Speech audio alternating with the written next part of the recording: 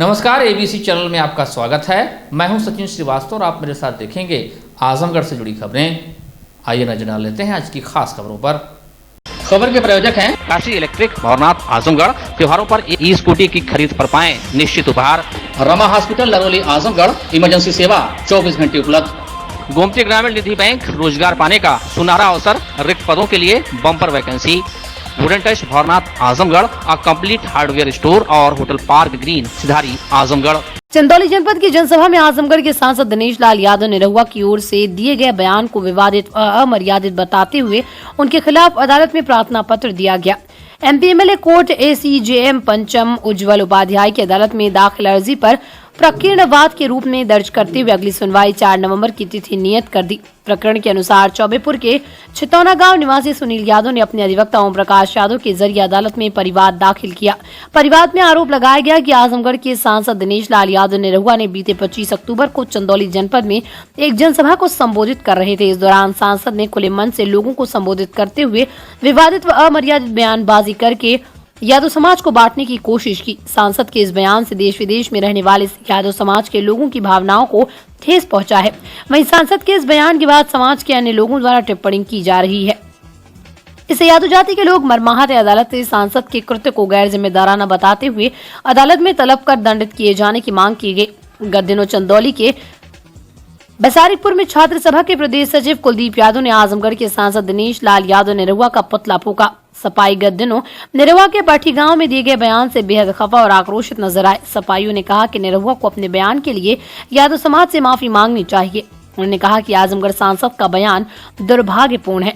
वो भी अपनी पार्टी की तरह मन से देशभक्ति की सर्टिफिकेट बांटने का दिखावा कर रहे हैं ताकि उनका नाम सुर्खियों में बना रहे। उन्हें आजमगढ़ की जनता ने चुना है। अपने बेहतरीन काम की बदौलत अपना नाम स्थापित करने पर उनका ध्यान होना चाहिए, लेकिन ऐसा न करके वो उल्टे सीधे बयान दे रहे हैं जो किसी भी दृष्टिकोण से उचित नहीं है। यादव समाज ऐसे नेताओं का पुरजोर विरोध करता है। विद्युत विभाग की सख्ती के बाद भी जिले में लगभग 2 लाख के करीब ऐसे उपभोक्ता हैं जिन्होंने कनेक्शन लेने के बाद कभी बिजली का बिल का भुगतान ही नहीं किया। लालगंज डिवीजन में ऐसे उपभोक्ता सबसे अधिक। इन पर विभाग की सख्ती का कोई असर नहीं है। विभाग द्वारा इन्हें चिन्हित करने व बिल वसूलने का काम शुरू कर दिया गया। जो बकाया बिल जमा नहीं करेंगे उनका मीटर उतारकर पीडी की कार्रवाई करते हुए बकाया बिल वसूली के लिए तहसील के माध्यम से आरसी भेजी जाएगी। जनपद में बकाया बिल वसूली के लिए विभाग पूरी तरह से सख्त है। जो बिजली का बिल जमा नहीं करे उन्हें कनेक्शन काट दिया जा रहा है। बकायेदार उपभोक्ताओं के लिए साल में 1 या 2 बार छूट की योजना भी आती रहती है। जनपद में 1,91,953 उपभोक्ता ऐसे हैं जिन्होंने कनेक्शन लेने के बाद आज तक बिजली बिल का 1 रुपया भी विभाग में जमा नहीं किया। इस पर करोड़ों रुपए बिजली का बिल बकाया चल रहा है, जिसके कारण विभाग को ऊर्जा के बड़े पैमाने पर क्षति हो रही है। इसमें शहर डिवीजन में 8,513, सगड़ी में 31,593, लालगंज में 54,578, फूलपुर में 46,017, मुबारकपुर में 30,320 व कप्तानगंज डिवीजन में 20,932 उपभोक्ता हैं। अधीक्षण अभियंता अद्वितीय अजय मिश्रा ने बताया कि 50,000 तक के बकायेदारों को बिजली बिल जमा करने का मौका दिया जाएगा, लेकिन इसके ऊपर के बकायेदार अगर तत्काल आंशिक बिल जमा नहीं करते तो मीटर और केबल हटा दिया जाएगा। 15 दिन के भीतर बिजली बिल नहीं जमा करेंगे तो पीडी पर बकाया वसूली के लिए तहसील के माध्यम से आरसी भेजी जाएगी। हमारे माननीय मंत्री जी ने एक सुगम भुगतान की योजना लॉन्च की हुई है। जैसा कि आपको मैंने पहले भी बताया है, आजमगढ़ जनपद में तकरीबन 2 लाख उपभोक्ता ऐसे हैं जिन्होंने कभी भी अपने बिल का भुगतान नहीं किया है। सौभाग्य की जब योजना आई थी तो बहुत सारे घरों में मुफ्त में कनेक्शन किया गया था। वो संख्या लाखों में थी और चूँकि उन उपभोक्ताओं ने अपना कनेक्शन लेने के बाद कभी भी भुगतान नहीं किया तो हमारे ऐसे उपभोक्ताओं की संख्या आजमगढ़ जनपद में लगभग 2 लाख हो गई है जिन्होंने कि अपने बिजली के बिल का 1 रुपया भी कभी भुगतान नहीं किया है। तो ऐसे लोगों की सुविधा के लिए एक सुगम भुगतान योजना लाई गई है जिसमें 100 रुपये के गुणांक में आपका जितनी बिल धनराशि हो उसका 10%, 15%, 20% जो भी आप एक बार में जमा कर सकें कर दें। निर्देश ये दिया गया है कि 50,000 से कम का अगर कोई बकायेदार है तो उससे तो हम भुगतान ले लेंगे तत्काल, लेकिन अगर 50,000 से ज़्यादा का बकायेदार है और वो तत्काल भुगतान नहीं करता है तो उसका तो मीटर केबल काट के दोनों ले आएंगे बिजली घर और उसकी पीडी कर दी जाएगी और उसकी वसूली जो है आरसी के माध्यम से करेंगे। लेकिन अगर कोई उपभोक्ता 50,000 से कम का बकायेदार है और भुगतान नहीं करता है तो केवल उसका कनेक्शन काटा जाएगा, मीटर केबल उसके घर पर रहेगा और वो जब भुगतान कर देगा तो उसका कनेक्शन जोड़ दिया जाएगा। लेकिन जो उपभोक्ता हमको तत्काल कोई भी आंशिक भुगतान करेगा 100 रुपये के गुणांक में, उसका कनेक्शन नहीं काटा जाएगा। तो ये योजना ये है, मूलतः छापेमारी जैसी इसमें कोई बात नहीं है। उद्देश्य सिर्फ इतना है कि हमारे जो ग्रामीण उपभोक्ता हैं जिनकी भुगतान करने की क्षमता प्रायः कम होती है, प्रायः देखा गया है कि जब फसल आती है तभी वो भुगतान करते हैं, तो उनको अपनी सुविधा के अनुसार भुगतान करने का मौका मिले, इसलिए इस योजना का शुभारंभ किया गया है और ये योजना अभी चलती है। उमूमन जो ये 2 लाख उपभोक्ता मैंने जैसा पहले आपको अभी बताया, ये सौभाग्य योजना के अंतर्गत ज़्यादातर संयोजन सौभाग्य योजना के अंतर्गत हुए हैं। तो स्वाभाविक रूप से ये बहुत अच्छा मतलब बहुत संपन्न लोग नहीं हैं, संपन्न लोगों के पास पहले से ही कनेक्शन था, तो सरकार ने इनको बिजली दी है और उसके पीछे जो है एम्पावरमेंट का उद्देश्य है कि बिजली सबको दी जाए, एम्पावरमेंट हो। लेकिन कोई भी इस तरीके की चीज़ जो है बहुत लंबे समय तक फ्री में नहीं चल सकती है, ये उपभोक्ताओं को भी समझना होगा। उनके घर तक लाइन बनाई गई, उसमें सौभाग्य में बहुत व्यय भार आया सरकार पर, उनके घर पे कनेक्शन दिया गया, मीटर का भी पैसा नहीं लिया गया, कोई सिक्योरिटी नहीं ली गई। हर एक घर में बिजली का कनेक्शन खाली देने में 3,000 रुपये का औसत व्यय आता है और उसके अलावा इंफ्रास्ट्रक्चर पर जो व्यय आता है, अगर उसको प्रति व्यक्ति निकालें तो वो भी 3 से 5,000 रुपये प्रति व्यक्ति इंफ्रास्ट्रक्चर बनाने में व्यय आता है। तो सरकार एक व्यक्ति को कनेक्शन देने में एम्पावरमेंट करने के लिए 10,000 रुपये तक लगभग खर्च कर रही है। तो हमारी आम जनता को भी ये समझना चाहिए कि वो अपना जो कंट्रीब्यूशन है, जो बिजली का उपभोग कर रहे हैं, और वो भी वो बिजली जहाँ पे 50% की पहले से ही छूट है, सरकार ने ग्रामीण क्षेत्र के सभी उपभोक्ताओं को 50% छूट दे रखी है। तो इनको चाहिए, हमारी अपील है ऐसे सभी उपभोक्ताओं से जिनको कनेक्शन दिया गया है कि वो अपने बिजली बिल का उपभोग का जो धनराशि है, जो भी बिल उनका आया है, उसका भुगतान करें। हमारे विद्युत केंद्रों पर सब जगह भुगतान की व्यवस्था है, जो ग्राहक सेवा केंद्र हैं वहाँ पे भुगतान की व्यवस्था है। विद्युत सखियाँ हैं वो हर गांव में हैं, वो भी अपने वैलेट के माध्यम से भुगतान प्राप्त कर सकती हैं।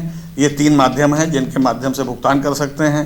इसके अलावा जो लोग टेक्नोलॉजी सेवी हैं, जो ऐप के माध्यम से, गूगल पे के माध्यम से, पेटीएम के माध्यम से, ऑनलाइन किसी भी तरीके से जो भुगतान करने में सक्षम हैं, वो इन इलेक्ट्रॉनिक मीडिया का भी सहायता लेकर के भुगतान कर सकते हैं।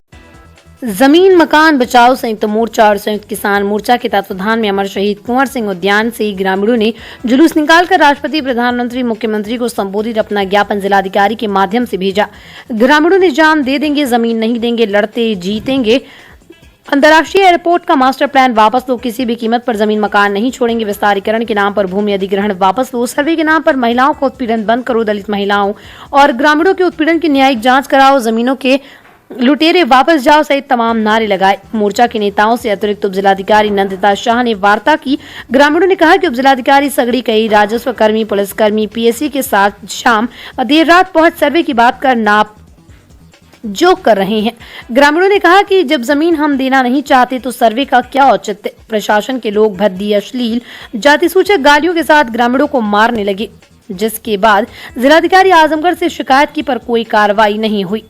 पिछले 21 दिनों से जमुआ हरिराम गांव में खेरिया के बाग में शांतिपूर्ण क्रमिक धरना जारी है, जहां जमुआ हरिराम, कादीपुर, हरिकेश, हसनपुर, जिगना, करमनपुर, लछेरा, हिच्चनपट्टी, गदनपुर, जेहरा, पिपरी, मंदुरी आदि गांवों के महिला पुरुष भूमि अधिग्रहण की प्रक्रिया से असहमति दर्जा करा रही है। मंदुरी एयरपोर्ट के विस्तारीकरण का मास्टर प्लान रद्द किया जाए। 12-13 अक्टूबर 2022 की रात शासन प्रशासन द्वारा महिलाओं, ग्रामीणों के उत्पीड़न की न्यायिक जांच कराई जाए। जिलाधिकारी धरना स्थल पर आकर लिखित रूप से दें कि जमीन अधिग्रहण नहीं होगा।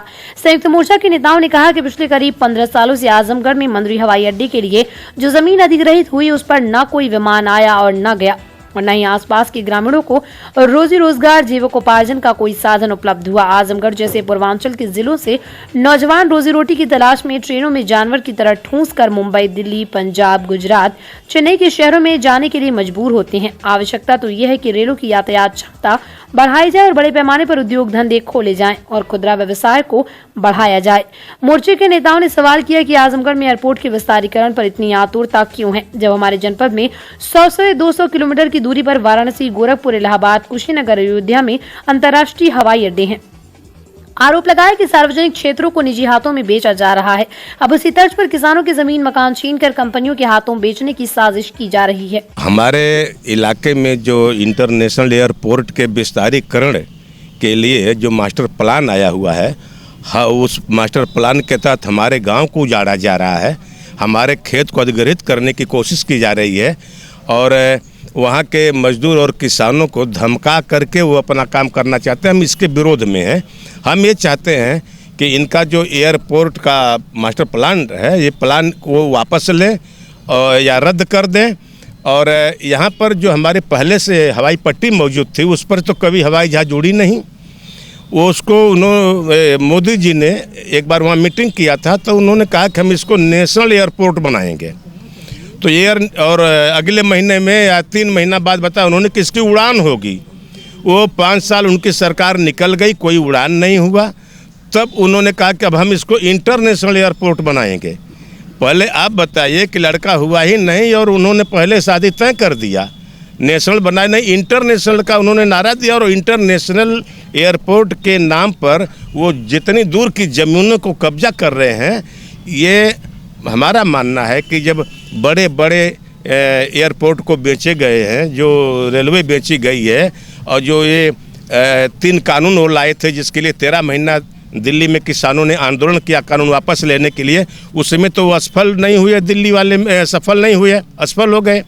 और ये बेचने वाला काम जो उनका चल रहा है, जो उन्होंने वादा किया है पूंजीपतियों से कि हम देश की ज़मीन आपके हवाले करेंगे, मुझको ये लगता है कि उन्होंने नाक अपने हाथ को घुमा कर पकड़ा। कानून वापस हुआ, लेकिन इस तरीके से जो विस्तारीकरण का नारा दे करके या इंडस्ट्रियल हब का नारा दे करके जो वो ज़मीन को कब्जा कर रहे हैं, ये पूंजीपतियों के हवाले करेंगे और हम गरीबों को उजाड़ कर खाना बदोश की ज़िंदगी जीने के लिए मजबूर कर रहे हैं।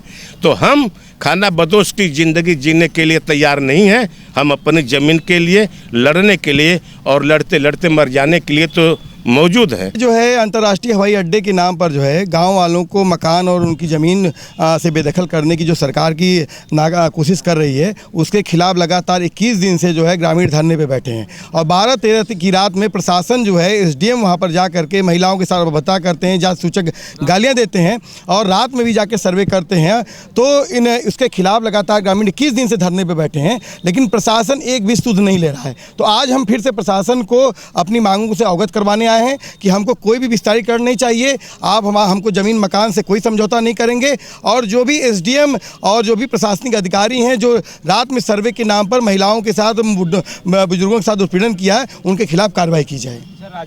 खंड शिक्षा अधिकारी अत्रौलिया के साथ अभद्रता व शिक्षक के दायित्वों का निर्वहन न करने के आरोप में कंपोजिट विद्यालय वासेपुर डड़वा के सहायक अध्यापक ब्रजेश पाठक व शैलेश कुमार सिंह को बेसिक शिक्षा अधिकारी अतुल कुमार सिंह ने निलंबित कर दिया। खंड शिक्षा अधिकारी पलहनी को जांच कर आरोप पत्र प्रेषित करने का आदेश दिया। BSA द्वारा की गई इस कार्रवाई के खिलाफ उत्तर प्रदेश प्राथमिक शिक्षक संघ शाखा अत्रौलिया ने 4 नवंबर को धरना देने की चेतावनी दी। बता दें कि 21 अक्टूबर को प्राथमिक विद्यालय के अध्यापकों ने खंड शिक्षा अधिकारी पर उत्पीड़न एवं मारपीट करने का आरोप लगाते हुए थाने में तहरीर देकर कार्रवाई की मांग की। स्थानीय क्षेत्र के कंपोजिट विद्यालय वासेपुर डड़वा पर तैनात प्रभारी प्रधान अध्यापक महेंद्र प्रताप सिंह अपने सहायक अध्यापकों एवं शिक्षा मित्रों के द्वारा अत्रौलिया थाने में तहरीर दिए। तहरीर में आरोप लगाया था कि अत्रौलिया विकास खंड में तैनात खंड शिक्षा अधिकारी रविशंकर यादव आज सुबह विद्यालय का निरीक्षण करने सुबह 8:55 पर विद्यालय पहुंचे। इस दौरान स्कूल पर प्रार्थना कराई जा रही थी। प्रार्थना समाप्त होने के बाद प्रधान अध्यापक के साथ अध्यापकों को बुलाकर अभद्र भाषा का प्रयोग करते हुए कार्यालय में रखे उपस्थित पंजिका पर सभी अध्यापकों को अनुपस्थित दर्ज कर दिया एवं अध्यापकों को निलंबित करने की चेतावनी देने लगे। सहायक अध्यापक ब्रजेश तिवारी ने बताया कि जब वो खंड शिक्षा अधिकारी से इस प्रकार के व्यवहार एवं कार्य के विषय में पूछे तो खंड शिक्षा अधिकारी बदसलूकी करते हुए मारपीट करने लगे। इस दौरान उपस्थित अध्यापकों ने किसी तरह से बीच बचाव किया। खंड शिक्षा अधिकारी अत्रौलिया रविशंकर यादव ने बताया कि मैं 9:15 बजे कंपोजिट विद्यालय वासेपुर डड़वा का निरीक्षण करने अपर निदेशक के आदेश पर पहुंचा तो वहां पर 5 अध्यापक एवं 1 शिक्षा मित्र अनुपस्थित रहे, जिसके विषय में जब मैंने पूछा तो प्रधान अध्यापक एवं बाद में पहुंचे कुछ अध्यापक उग्र हो गए और मुझसे ही मारपीट करने पर आमादा हो गए। अक्सर विवादों में रहने वाले एडीओ पंचायत बिलरियागंज पर भाजपा जिला उपाध्यक्ष को जान से मारने की धमकी देना भारी पड़ गया। जिलाधिकारी के आदेश पर उनका शस्त्र लाइसेंस निरस्त कर दिया गया। एडीओ पंचायत बिलरियागंज शांति शरण सिंह का कुछ दिनों पूर्व भाजपा जिला उपाध्यक्ष हरिवंश मिश्रा ने किसी बात को लेकर विवाद हो गया। भाजपा जिला उपाध्यक्ष का कहना है कि वो गांव में सफाई कर्मी की तैनाती को लेकर रेडियो पंचायत से कह रहे थे, लेकिन उन्होंने ऐसा नहीं किया। इतना ही नहीं, कलेक्ट्रेट स्थित चाय की एक दुकान पर रेडियो पंचायत ने उन्हें अपना लाइसेंसी असलाहा भी सटा दिया। रेडियो पंचायत बिलरेगन शांति शरण सिंह का कुछ दिनों पूर्व भाजपा जिला उपाध्यक्ष हरिवंश मिश्रा से किसी बात को लेकर विवाद हो गया। भाजपा जिला उपाध्यक्ष का कहना है कि वो गाँव में सफाई कर्मी की तैनाती को लेकर रेडियो पंचायत से कहे थे, लेकिन उन्होंने ऐसा नहीं किया। इतना ही नहीं, फोन पर उन्होंने अपशब्दों का प्रयोग करते हुए जान से मारने की धमकी भी दी। हरिवंश की तहरीर पर शहर कोतवाली में रेडियो पंचायत के खिलाफ मुकदमा भी दर्ज हुआ। वहीं रेडियो पंचायत शांति शरण सिंह ने भाजपा जिला उपाध्यक्ष के खिलाफ भी मुकदमा दर्ज कराया। प्रकरण की गंभीरता व भाजपा जिला उपाध्यक्ष को गोली मारने की धमकी देने के वायरल वीडियो को संज्ञान में लेते हुए जिलाधिकारी ने रेडियो पंचायत शांति शरण सिंह के असलहे का लाइसेंस निरस्त कर दिया। रेडियो पंचायत का असलाहा लाइसेंस निरस्त होने को प्रशासन की उन पर बड़ी कार्रवाई माना जा रहा है, जिसे लेकर लोगों में चर्चाओं का बाजार गर्म है। जिलाधिकारी विशाल भारद्वाज की अध्यक्षता में कलेक्ट्रेट सभागार में प्रांतीय खंड आजमगढ़, निर्माण खंड 2 एवं खंड आजमगढ़ के द्वारा समस्त श्रेणी के मार्गों पर कराए गए गड्ढा मुक्ति के कार्यों की प्रगति की समीक्षा बैठक संपन्न हुई। समीक्षा के दौरान जिलाधिकारी ने खंड आजमगढ़, प्रांतीय खंड, निर्माण खंड एवं निर्माण खंड 2 के संबंधित अधिकारियों को निर्देश दिए कि समस्त श्रेणी की सड़कों पर कराए जा रहे गड्ढा मुक्ति के कार्यों को 15 नवंबर 2022 तक 100% पूर्ण कराना सुनिश्चित करें। समीक्षा में पाया गया कि खंड आजमगढ़ में समस्त श्रेणी की सड़कों को गड्ढा मुक्ति कराए जाने के लिए 1811 किलोमीटर लक्ष्य निर्धारित है, जिसके सापेक्ष अब तक 911 किलोमीटर सड़कों के गड्ढा मुक्ति का कार्य कराया गया। सड़कों गड्ढा मुक्ति नवीनीकरण रेस्टोरेशन हेतु 977 लाख धनराशि आवंटित है। आवंटित धनराशि के सापेक्ष 463 लाख रुपया व्यय किए गए। समीक्षा के दौरान जिलाधिकारी ने प्रांतीय खंड लोनीवी के अधिशासी अभियंता को निर्देश दिए कि 911 किलोमीटर सड़कों के गड्ढा मुक्ति का जो कार्य कराया गया, ब्लॉकवार सड़कों की सूची मुख्य विकास अधिकारी को उपलब्ध कराना सुनिश्चित करें। इसी के साथ ही प्रांतीय खंड आजमगढ़ में समस्त श्रेणी की सड़कों को गड्ढा मुक्त कराए जाने के लिए 594 किलोमीटर लक्ष्य निर्धारित है, जिसके सापेक्ष अब तक 253 किलोमीटर सड़कों के गड्ढा मुक्ति का कार्य कराया गया। निर्माण खंड आजमगढ़ में समस्त श्रेणी की सड़कों को गड्ढा मुक्त कराए जाने के लिए 571 किलोमीटर लक्ष्य निर्धारित है, जिसके सापेक्ष अब तक 289 किलोमीटर सड़कों के गड्ढा मुक्ति का कार्य कराया गया। सड़कों के गड्ढा मुक्ति नवीनीकरण रेस्टोरेशन हेतु 296 लाख धनराशि आवंटित है। आवंटित धनराशि के सापेक्ष 70 लाख रुपए व्यय किए गए। निर्माण खंड 2 में समस्त श्रेणी की सड़कों को गड्ढा मुक्त कराए जाने के लिए 645 किलोमीटर लक्ष्य निर्धारित है, जिसके सापेक्ष अब तक 368 किलोमीटर सड़कों के गड्ढा मुक्ति का कार्य कराया गया। सड़कों की गड्ढा मुक्ति नवीनीकरण रेस्टोरेशन हेतु 380 लाख धनराशि आवंटित है।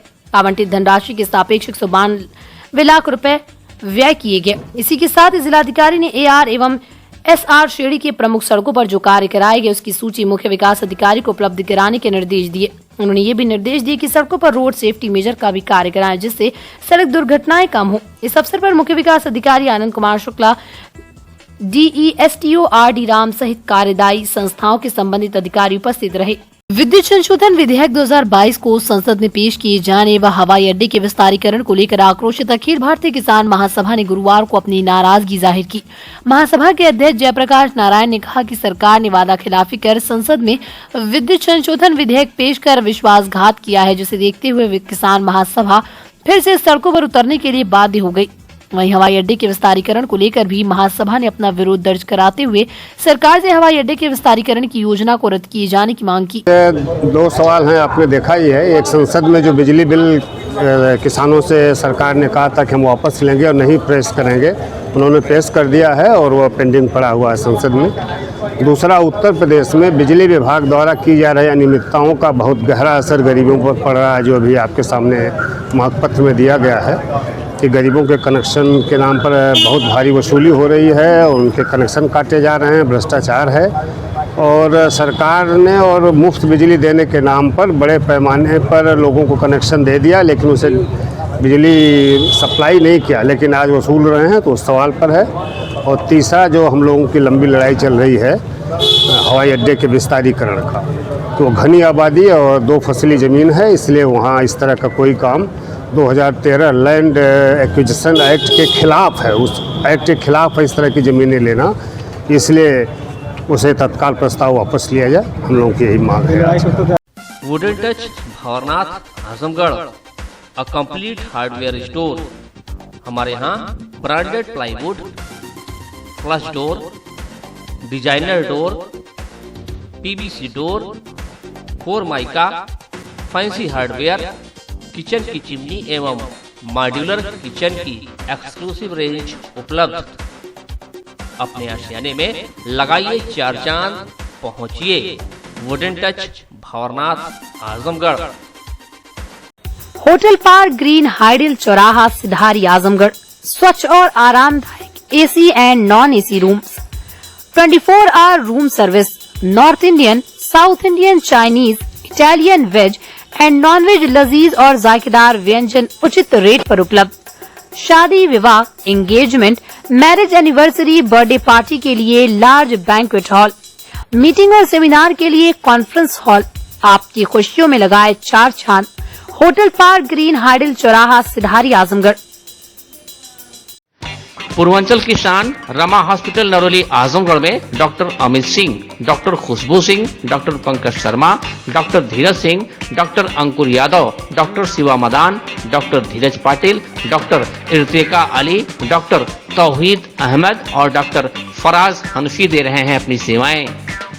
ICU, ICCU, ventilator, blood bank, cath lab, pathology एवं डायलिसिस की सुविधा उपलब्ध। इमरजेंसी सेवा 24 घंटे उपलब्ध। Rama multi speciality hospital and trauma centre Naroli Azamgarh.